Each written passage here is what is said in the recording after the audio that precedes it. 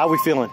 Awful, I guess. Like body-wise, I'm pretty happy that I'm going back to the games though. So yeah, I mean, talk about that. I mean, you did the online portion of the games, but then you just missed it by. I mean, people could say you missed it by a couple seconds, but it was obviously more than just a couple seconds. But talk about the whole demo. Did the demo team probably help you out being here, or? Yes, the demo team helped me out. One, because I knew how fit Saxon was. He crushed it out there, and he crushed it this weekend. So super impressive dude to be around. He had an awesome performance, but being that close to the guys and like seeing up close and personal how much I wanted to be there really lit a fire. And after I was on my way out of the Army, I knew I needed to make some life decisions to try and be, if I was going to go all in on becoming a competitor, that I didn't have regrets or feelings that I wasn't good enough or didn't do enough, that I needed to make some changes. And I don't know if it would have been done with the urgency that it was were it not for me being part of the demo team.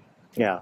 Talk about your mental state right now. I mean, you seem a lot clearer right now. I mean, it looked like you're a lot clearer out there on the competition field. I mean, how has your mental state in terms of competing, has that changed since last year? I think a lot. I think it's changed a lot because I have dealt with a long time, feelings of, I use a lot of self-deprecating humor. I feel like I fluked my way into this sometimes, but not wasting mental energy on wondering if I'm good enough or if I'm capable and things like that, and understanding that because of how I train and the time and energy I put in, I deserve to perform to the best of my ability. And more often than not, the best of my ability is going to lead me to be competitive with some of these people because I try to do all the right things outside. So I think I'm a little more confident. I will never be a cocky person, but I believe in myself and my abilities in a way that I didn't before.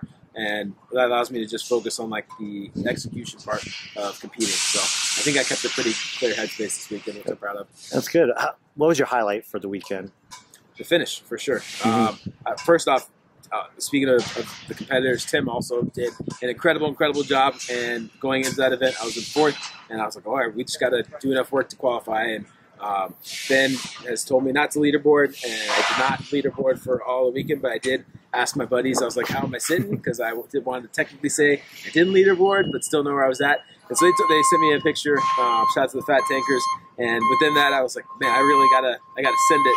And this is the only workout of the weekend that I felt that I knew I was capable of winning, but I knew I had to execute super well because there was a lot of penalties that could happen if you timed it wrong. And being able to execute a workout well to my standards and finish the weekend on the high note was 100% the highlight because I can use that momentum going forwards. Yeah, let's talk about that going forward. What's next? So I take a week off, reflect, so we do like a seed process where we go strategy, effort, and ability. I think this weekend exposed a lot of gaps in my ability in some movements, but we'll have all that like specifically outlined.